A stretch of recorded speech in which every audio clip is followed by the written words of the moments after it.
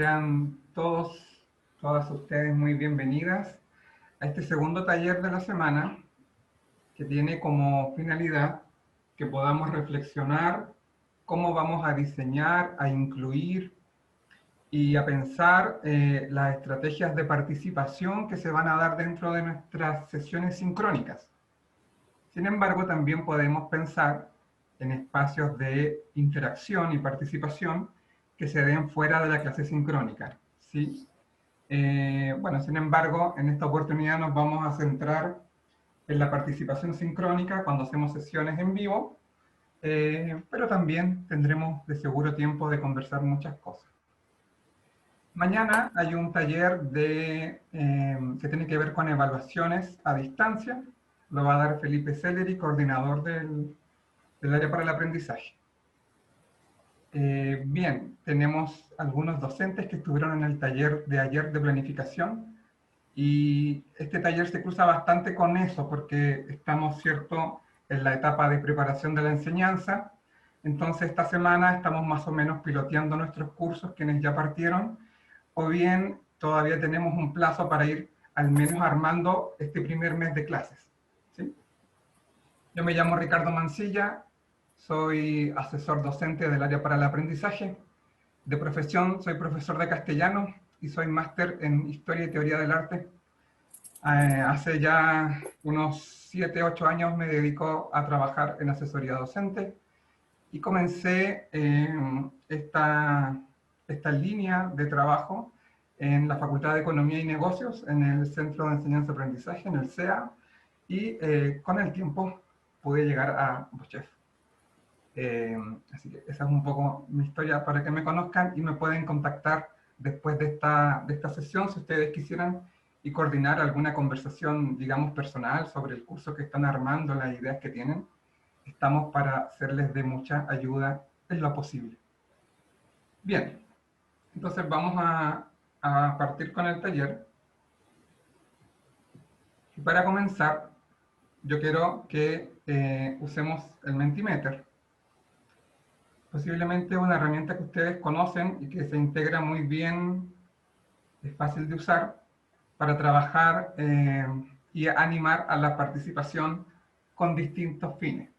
En este caso, la participación que yo quiero hacer inicialmente es una participación que tiene un carácter diagnóstico, ¿sí? Entonces, vamos a ver una pregunta. Yo les voy a pedir que ingresen a menti.com y que pongan ese código para votar. Voy a compartir ahora esta presentación que está aquí.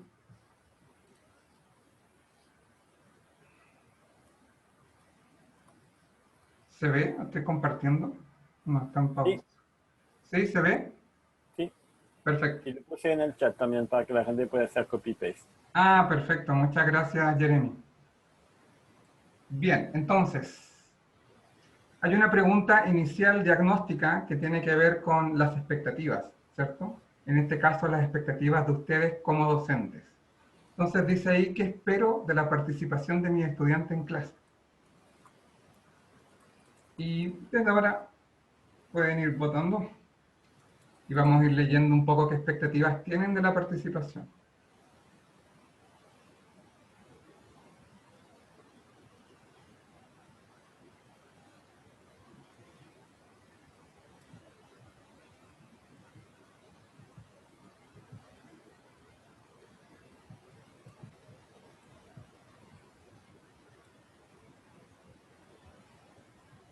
Dando respuestas.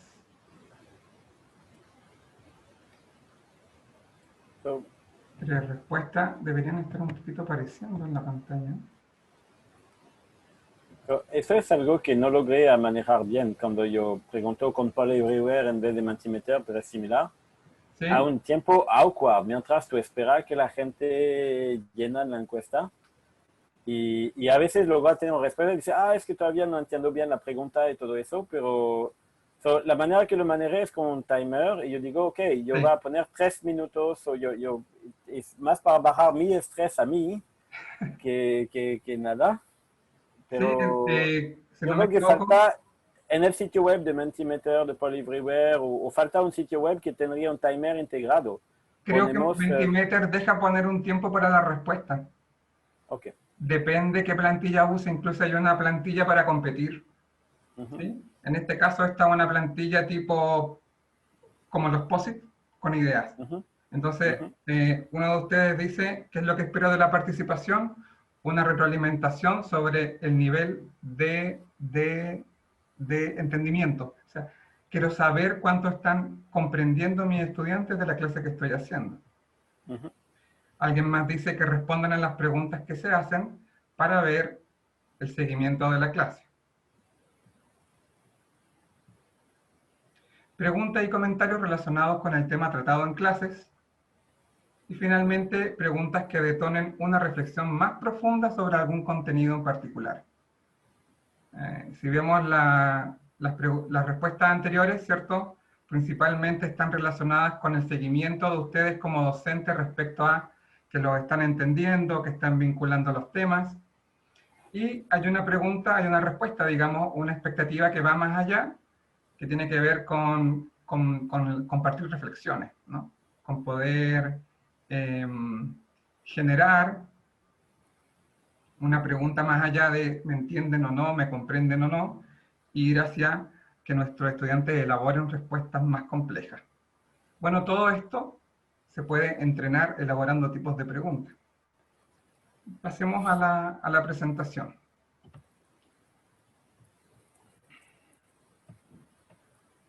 Bien.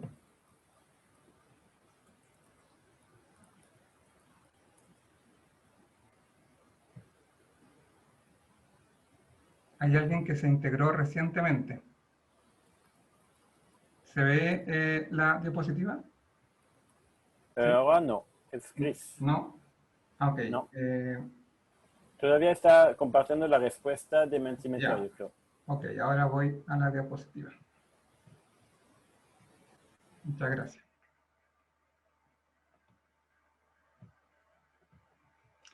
Bien. Ok.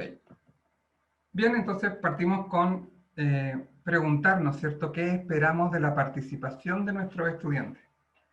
Y en esa pregunta podríamos tener una expectativa de la participación de nuestros estudiantes de acuerdo a los resultados de aprendizaje que están planteados para el curso. Si en el curso se plantea que los estudiantes reflexionen, que analicen, que discutan, ¿cierto? Son verbos, son acciones cognitivas que están apuntando hacia la generación de cierto tipo de tareas o de actividades o de propuestas que yo voy a generar, ya sea sincrónicamente o de manera asincrónica, para participar con los estudiantes. O sea, un poco, ¿qué quiero decir? Que la dirección de la participación que yo quiero generar en mi clase debiera estar asociada, ¿cierto?, al marco que dan mis resultados de aprendizaje en el programa. Bien, entonces, algunas ideas a tener en consideración antes de desarrollar su clase sincrónica, su clase en vivo. Vale entonces la pena preguntarse, ¿cómo estoy diseñando las interacciones en mis clases? ¿Estoy dejando que ocurran de manera fortuita, que se den de forma natural? ¿Las estoy provocando? ¿Las estoy incitando? ¿Tienen un sentido para el aprendizaje? ¿Se vinculan con los resultados? O sea, nada debiera quedar al azar en esto de hacer clases, sino que deberá estar todo de alguna manera. Cada paso que ustedes están haciendo y cada cosa que están, cada discurso que están elaborando, tiene la intención, ¿cierto?, de generar el logro de los resultados que se han propuesto. Por lo tanto, uno podría diseñar, digamos, el marco para que se den esas interacciones. Uno podría diseñar la cancha en donde se van a jugar esas interacciones. Eh, antes de que ustedes llegaran, ¿cierto? Eh, Jeremy, que está presente aquí, el profesor Jeremy, hablaba de la importancia del clima, por ejemplo, o de cómo yo me vinculo con mis estudiantes. Entonces hay que pensar que uno debe pensar todas las interacciones que yo propongo en la clase, todas las participaciones tienen que ver solo con el contenido, o también quizás hay interacciones iniciales que tienen que ver con saber cómo están, qué han estado haciendo, ¿cierto? Eh, bueno, y ahí juegan un rol importante nuestras características personales para comunicar. Bien, antes de la clase sincrónica, entonces aquí hay algunas recomendaciones y de seguro ustedes, quienes estuvieron en el taller de ayer, podrían recordar o asociar algunas cosas. Es importante, antes de la clase, que ustedes diseñen las normas de participación que va a haber en sus clases sincrónicas. Por ejemplo, no sé, al comienzo los micrófonos van a estar silenciados, en el minuto 15 se van a abrir los micrófonos, va a haber una actividad, yo espero que participen de la siguiente manera, pueden levantar la mano en cualquier momento de la clase. Esas son un poco las normas que van a condicionar la participación y que ayudan a informar al estudiante la expectativa que ustedes están teniendo de su participación. Porque por supuesto podrían usar la clase 1 para comentar esto, ¿no? Lo que esperan de ellos respecto a su participación sincrónica. Entonces, eso se vincula muy bien con el punto 2, ¿cierto? Organice sus clases desde el inicio explicando de qué se tratará. Jeremy, sí. Ha levantado la mano. Cuando levanto la mano es para no interrumpir. Si te quiero interrumpir, lo voy a poner al micrófono también. Pero es que tengo una pregunta.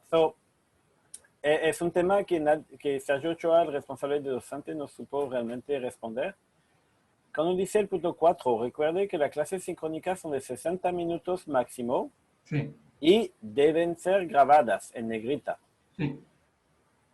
Mi entendimiento, no digo que es el único, es mi interpretación, es que la materia que los alumnos tienen que adquirir tiene que ser disponible Sí. de forma grabada. Pero lo que yo voy a intentar de hacer es de entregar cosas en texto, porque hay algunas más formales que pasan con eso, y videocápsula que yo grabo no en vivo, y eso lo dejo. Pero después la clase, si es interactiva con breakout rooms, con mucho tiempo de espera, yo no pienso grabarlo y no pienso publicarlo. Yo lo hago cuando es necesario reexplicar algo que no había anticipado y algo como eso. Pero uno es que las reglas de la facultad a veces se contradicen. No tengo tan problema, es algo que todavía estoy aprendiendo a no respetar la regla todo el tiempo, porque me molesta, pero aprendo a hacerlo.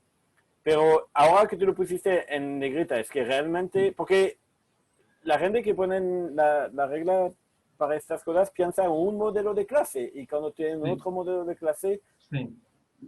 de 60 minutos lo tengo claro y me propusieron la gente de pedir una excepción, le dije que no, deben ser grabados. Yo tengo que pedir una excepción a la facultad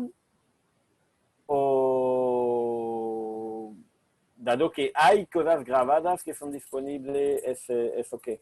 Sí. ¿Entienden mi pregunta? Disculpe, le voy a haber hecho más corta. A ver, espero poder responder de manera correcta, si no, puedes volver a preguntar, Jeremy.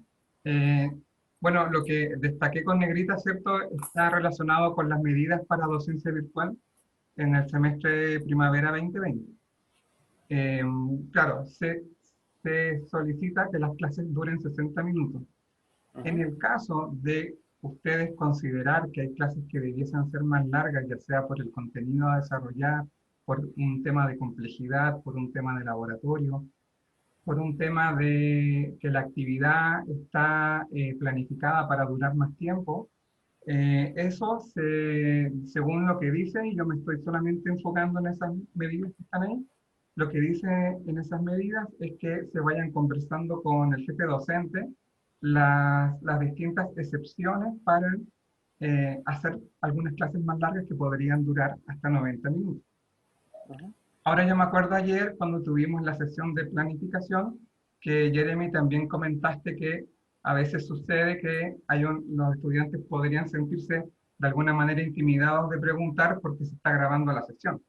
Entonces tú nos comentabas que habías decidido que en la parte de las preguntas que dejabas a veces para el cierre, cortabas la grabación. Entonces los estudiantes después reclamaban que por qué no quedaban esas interacciones registradas. Y ahí como que se provoca esa disyuntiva que planteas.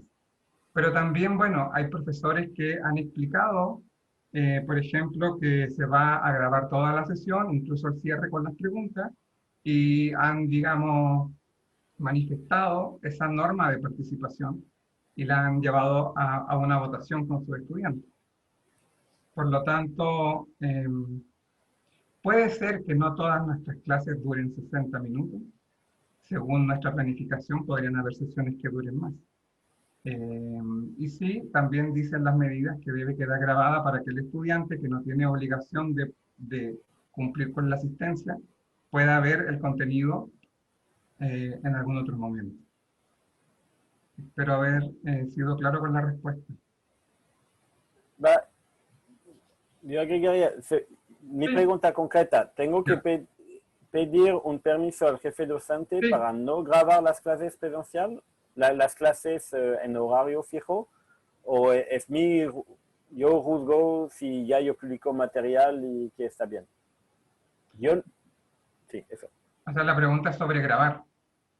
Sí, Ya. Eh, pero tú puedes responder, no sé, es ok. claro, yo solo sé lo del tiempo. No Ok. sé si uno puede negar grabar. Sí, Eh, nadie me había, enfin, sí, ok. yo Sí, creo ok, estamos de acuerdo, yo creo sigue. que puedes dejar sin grabar un momento como el momento de las consultas posiblemente.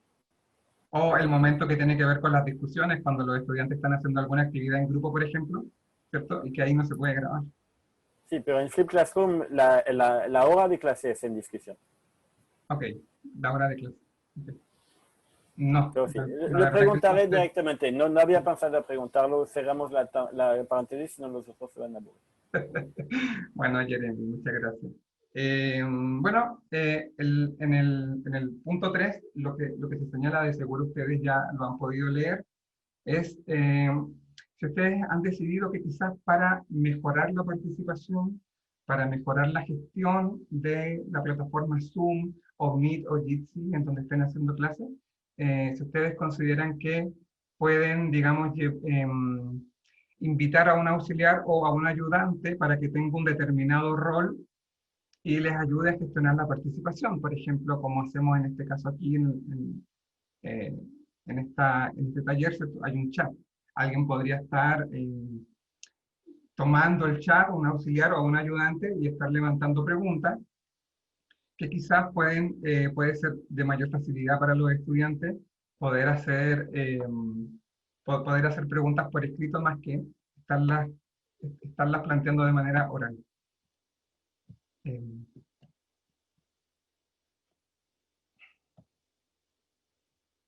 claro, llegaba una persona, muy bien. Continuemos. Bien, acá dice, defina cómo serán las participaciones. Entonces hay distintas formas de instalar participación en nuestras clases sincrónicas.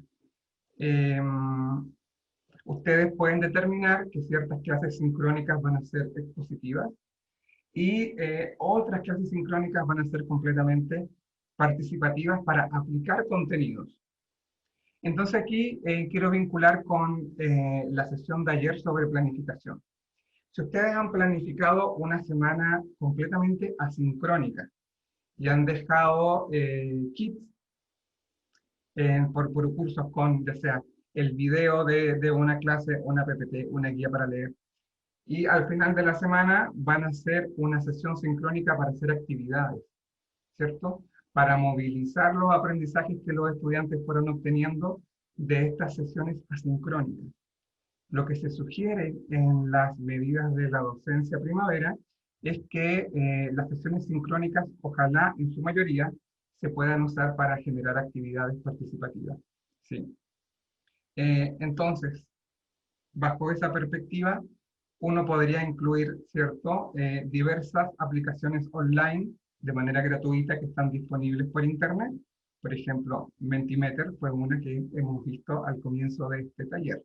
Al final les voy a mostrar otras que tienen que ver con interacción.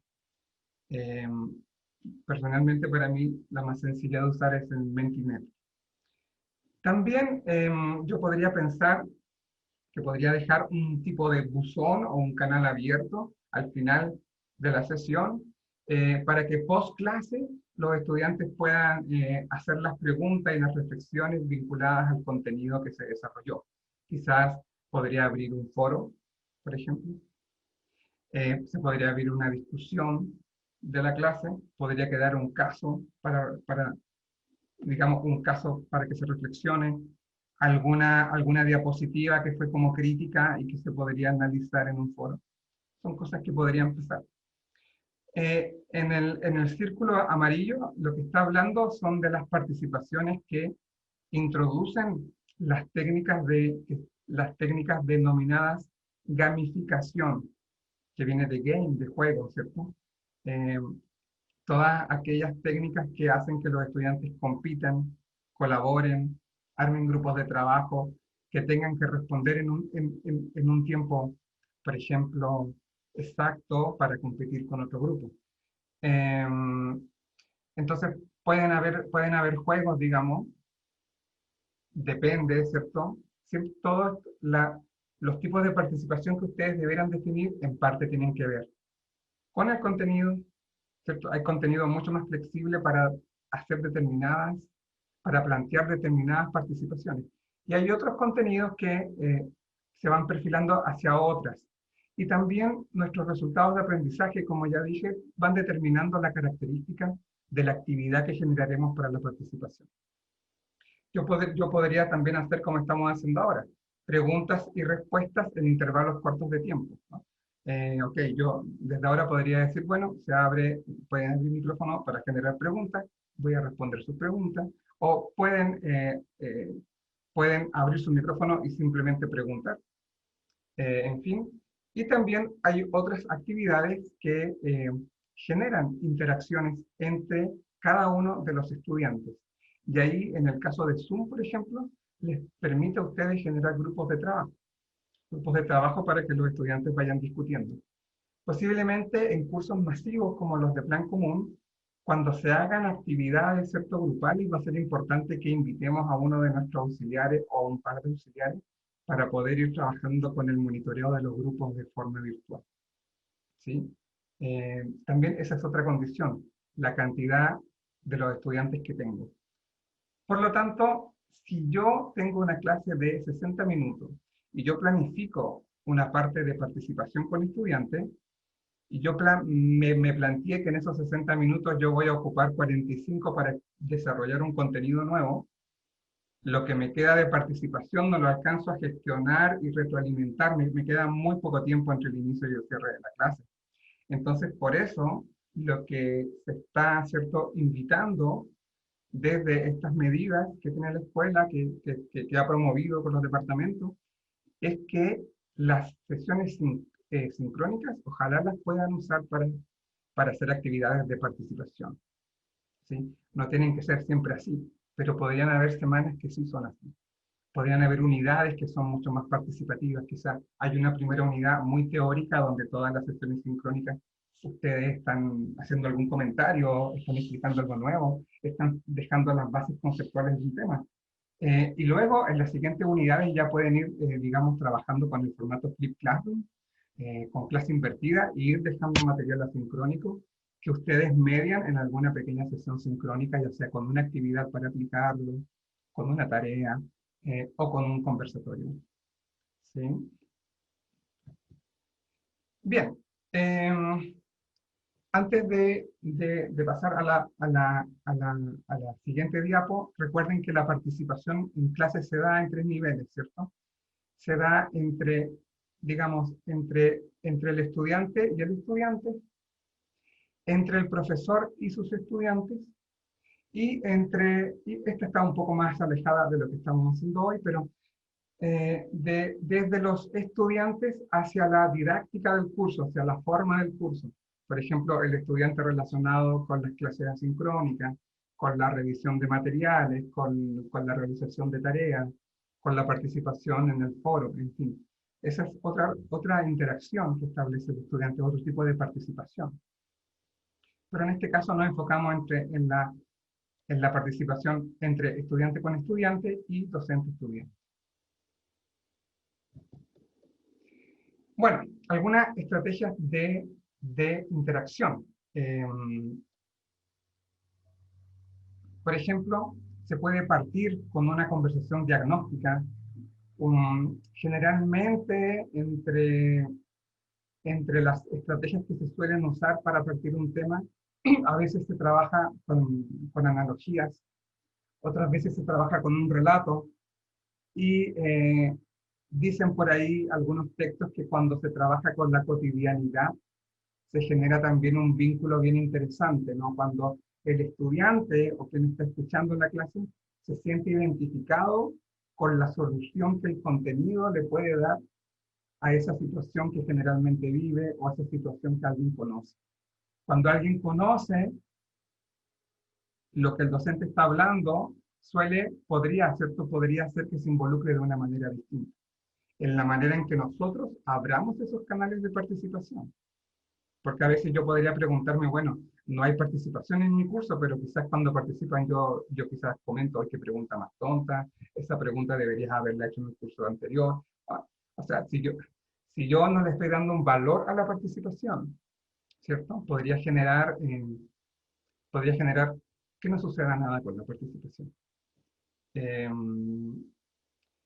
Bueno, otras técnicas para trabajar con la interacción en clases, ¿cierto?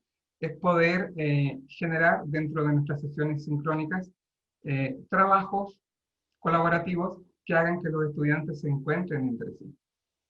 Quizás en estas 2 primeras semanas, si es importante para su clase, si es importante para su contenido, digamos, que los estudiantes se conozcan o conocer ustedes características de sus estudiantes, porque más adelante van a adaptar algo a los gustos de ellos, a las experiencias de ellos, de ellas, o hacia algún gusto en especial. Ok, podrían entonces generar estrategias así, ¿no? Que permitan conocerse. Por ejemplo, también hay inicios de clases que parten con un foro primero en la semana, donde cada integrante del equipo docente se presenta y cuenta diferentes cosas, desde las cosas que tienen que ver con aspectos docentes, con temas del curso, con intereses, pero también quizás con algunas cosas que hace como para romper el hielo. Yo diría que en parte la participación también se debe crear con un lazo de confianza. Siempre, digamos, es una participación dirigida, como ustedes deben saberlo, dirigida al aprendizaje, ¿no? No es una interacción que va a ir más allá de eso. Pero en las primeras sesiones yo puedo crear esos espacios de confianza. Quizás tengo que preguntarme también, ok, ¿cómo los creo? ¿Cómo los genero? Por ahí hablábamos antes de que comenzáramos con el taller, de que posiblemente el sentido del humor suele ser un gran generador de confianza en la medida que sea un humor que se ría de sí mismo y no de los demás, ¿cierto? Porque ahí podría ser crítico. Bueno, dice ahí nuestro título, estimular preguntas y respuestas en clase. Algunas estrategias para hacer preguntas en clase. Dice ahí, bueno, yo les voy a compartir un documento que tiene que ver con generación de preguntas, tipos de preguntas, y con cómo integrar las preguntas a la clase. Entonces, estos son algunos tips que están en ese documento que les voy a compartir al final de esta sesión. Dice ahí, cuando prepares preguntas, ten en mente los objetivos de la clase, ¿cierto? Es lo que hemos dicho en un comienzo. ¿Qué espero yo de la participación? ¿Cuáles son mis resultados de aprendizaje? Si mi resultado de aprendizaje es que reflexionen, entonces yo haré participaciones que tengan que ver con debatir, que tenga que ver con opinar, ¿cierto? Que tenga que ver con analizar posiblemente algo. Entonces, ¿cuál es el objetivo de esta sesión? ¿Qué espero lograr en esta unidad? Y por lo tanto, ¿qué tipo de preguntas podría hacer para visualizar que esas acciones que quiero intencionar están sucediendo en nuestros estudiantes? ¿Sí? No solo saber si me están comprendiendo y si me están siguiendo, sino que saber qué ejercicio interno están haciendo con la información. ¿Están comparando? ¿Están contrastando? ¿Están elaborando nuevas ideas? a partir del conocimiento previo que traen. Yo tomo información del curso que es, digamos, que viene antes de este y que se plantea como un requisito de mi curso. Hago algún empalme ahí, les pido a ellos que lo hagan, ¿sí? Son cosas interesantes que nos podemos preguntar. Bueno, dice ahí también, evita hacer preguntas que induzcan a la respuesta. A veces hacemos preguntas y la respuesta está incluida dentro de la pregunta, o a veces hacemos un tono o hacemos un gesto que está dando señales de cuál es esa respuesta que esperamos oír. Si uno hace una pregunta, ¿cierto? Cuidar que esta pregunta no se responda con sí o con no. Cuidar que nuestros estudiantes elaboren respuestas más complejas. Pero para que lleguen a elaborar respuestas más complejas, yo debo ir entrenando eso, de cierta manera. ¿Okay? Debo ir entrenándolo con, digamos, con desafíos, con actividades desafiantes que se vayan nivelando, ¿no? Que vayan pasando por grados cada vez un poquito más difíciles, un poquito más desafiantes, un poquito más demandantes. Usar preguntas directas, claras y específicas. A veces quizás tenemos la costumbre de hacer preguntas como muy académicas, o hacer preguntas tipo paper, demasiado largas, tres preguntas dentro de una sola pregunta. Entonces, buscar hacer preguntas que vayan al hueso. ¿Qué, cómo, cuándo, dónde, por qué, quién, cómo? ¿Sí? Bueno, ahí dice también, no hagan más de una pregunta a la vez.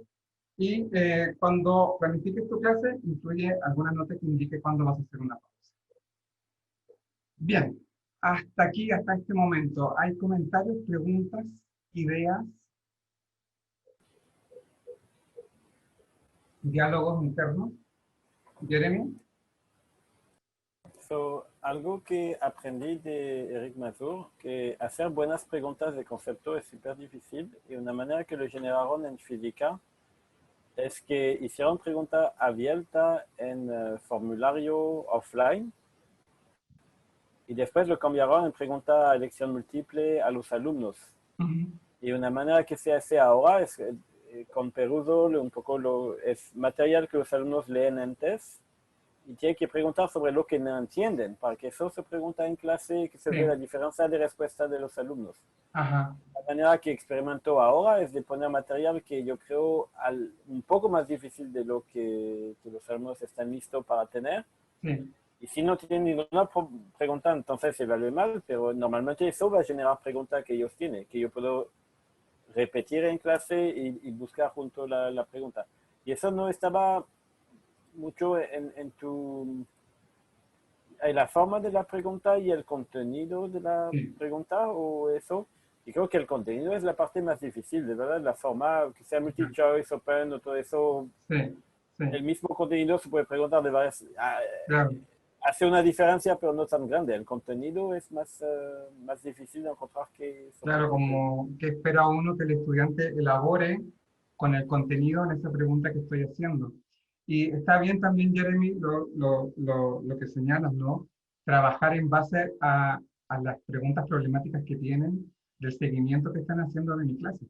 Por ejemplo, también hay docentes que dejan al final preguntas, ¿cierto? Como que dejan como un buzón de preguntas, bueno, esto estoy hablando en las clases presenciales. Le piden a los estudiantes que escriban en un post-it una pregunta muy breve. O también hacen esta pregunta tan simple, ¿no? ¿Con qué me voy de esta clase? O cierran, o hacen el cierre a través de una pregunta que pueden proyectar en alguna diapositiva final. Que sirva ya sea para hacer una síntesis, para hacer una comparación, para llegar a un resultado, en fin. Algunos ejemplos de preguntas abiertas que se pueden hacer durante una sesión. Hay tipos de preguntas que son para ir evaluando si mis estudiantes están alcanzando el aprendizaje que yo voy esperando durante esta sesión. Hay preguntas que buscan que cuando un estudiante opina pueda un poco dar como, digamos, pueda también ser capaz de poder explicar las razones que le llevan a ese análisis. Y ahí, por ejemplo, sucede que yo en la gestión de las preguntas y las respuestas, podría quizás hacer que, ok, un estudiante hace un comentario. Yo quiero identificar de dónde viene esa idea, qué le hizo pensar eso, y puedo pedirle a otra persona, a otro estudiante que valore esa respuesta que dio el estudiante, que la integre, que la mejore, en fin. ¿M? Digamos, puedo ir generando discusiones, ¿no? Y dejando que los estudiantes resuelvan. Ayer, ¿cierto? Comentábamos, no darle todo al estudiante, porque si nos estamos centrando en el aprendizaje, digamos, necesitamos ver qué les está pasando a ellos con lo que les estamos dando. Entonces, dejar que ellos también resuelvan, que ellos elaboren y por lo tanto las interacciones que podemos generar entre nuestros estudiantes podrían ser mucho más valiosas para que nosotros también vayamos rescatando qué está pasando en general con el curso. Bueno, y también hay otros tipos de preguntas que tienen que ver eh, con esto que estamos hablando, ¿sí? Que los estudiantes conversen entre sí, se interroguen entre sí, y a través de esas preguntas y esas respuestas vayan reelaborando la información. Bueno, algunas aplicaciones disponibles de manera gratuita para hacer interacciones en clase son Socrative, que es un poco similar a esta aplicación Mentimeter que nosotros hemos visto, pero tiene algunas herramientas distintas. Yo podría quizás hacerles llegar una pequeña guía que tenemos con la descripción de cada una de estas herramientas. Sin embargo, si ustedes entran por el canal YouTube y buscan cada una de estas herramientas, van a encontrar distintos videos que se lo expliquen. Eh, si se fijan en el diseño del logo, quizás el más dinámico es este que se llama Kahoot, que en realidad es, digamos, el más como juego de las aplicaciones que les estoy presentando, es el que más se plantea como un juego. Eh, Tiene mucho uso en el ámbito de la enseñanza media, en el ámbito que tiene que ver con lo escolar, pero posiblemente el juego, la idea del juego, podría ser muy buena ya sea para iniciar algún tema, entrar en un tema a través de un juego, con un desafío, o también podría ser muy bueno para un cierre, que digamos que un juego que me ayude a generar, digamos que yo pueda evaluar una síntesis de lo que hemos estado viendo. Zoom nos da algunas herramientas para interactuar, como trabajar con los grupos, ¿cierto? También hay una herramienta en Zoom que tiene que ver con las votaciones. Foro cursos, bueno, ustedes conocen lo que más se ha usado, trabajar con el foro, trabajar también con una herramienta que se llama UTES, que permite hacer encuestas de selección múltiple. Hay alguien hablándome en el chat. A ver, un momento. Dice que QuizIs es una otra opción. Hay varios, hay una lista de 25 hay algunos que se crearon en los últimos 3 meses. Ah, perfecto. Claro, en el tema online siempre hay una constante actualización y en este contexto en el que estamos hay un desarrollo mucho más rápido de nuevas funciones y nuevas herramientas en cada uno al menos de estas que estoy presentando. Yo diría que no es el caso de nuestra plataforma, pero sí en las demás. Entonces piensen si van a integrar alguna, en qué momento la van a integrar. Y todo evalúenlo y valórenlo a partir de sus contenidos y a partir de los resultados de aprendizaje. Desde ahí diseñan los desafíos de participación que van a ver en sus estudiantes. Pero también quiero remarcar, ¿cierto?, que ustedes son los que conducen un curso. Por lo tanto, la participación es algo que se puede planificar.